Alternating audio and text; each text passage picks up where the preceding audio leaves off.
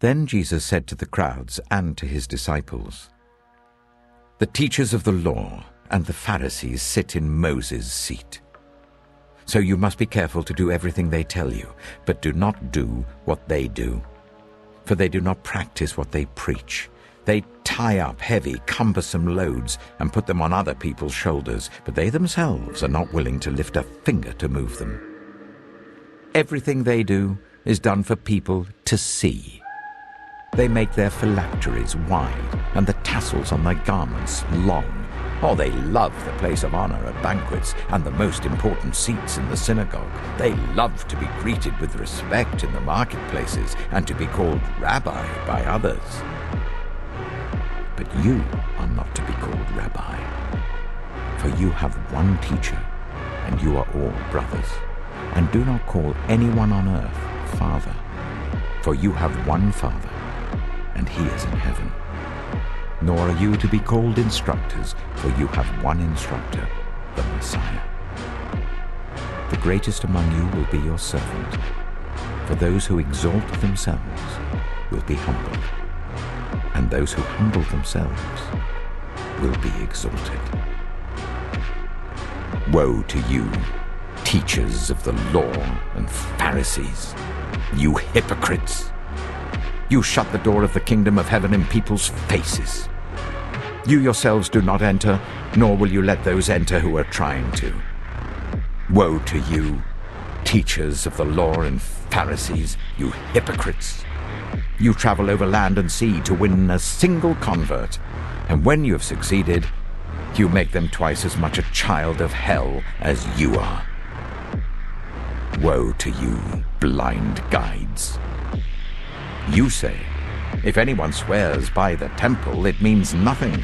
But anyone who swears by the gold of the temple is bound by that oath. Oh, you blind fools! Which is greater, the gold or the temple that makes the gold sacred? You also say, if anyone swears by the altar, it means nothing. But anyone who swears by the gift on the altar is bound by that oath. Oh, you blind men! Which is greater, the gift or the altar that makes the gift sacred? Therefore anyone who swears by the altar swears by it and by everything on it.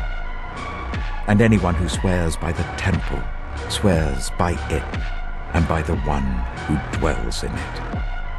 And anyone who swears by heaven swears by God's throne and by the one who sits on it. Woe to you, teachers of the law and Pharisees, you hypocrites! You give 1/10 of your spices, mint, dill, and cumin, but you have neglected the more important matters of the law: justice, mercy, and faithfulness. You should have practiced the latter without neglecting the former. You blind guides! You strain out a gnat, but swallow a camel. Woe to you, teachers of the law and Pharisees, you hypocrites! You clean the outside of the cup and dish, but inside they are full of greed and self-indulgence. Blind Pharisee! First clean the inside of the cup and dish, and then the outside also will be clean. Woe to you, teachers of the law and Pharisees, you hypocrites! You are like whitewashed tombs, which look beautiful on the outside, but on the inside are full of the bones of the dead and everything unclean. In the same way, on the outside you appear to people as righteous, but on the inside you are full of hypocrisy and wickedness. Woe to you, teachers of the law and Pharisees, you hypocrites! You build tombs for the prophets and decorate the graves of the righteous. And you say, if we had lived in the days of our ancestors, we would not have taken part with them in shedding the blood of the prophets. So you testify against yourselves that you are the descendants of those who murdered the prophets. Go ahead, then, and complete what your ancestors started. You snakes. You brood of vipers. How will you escape being condemned to hell? Therefore I am sending you prophets and sages and teachers. Some of them you will kill and crucify.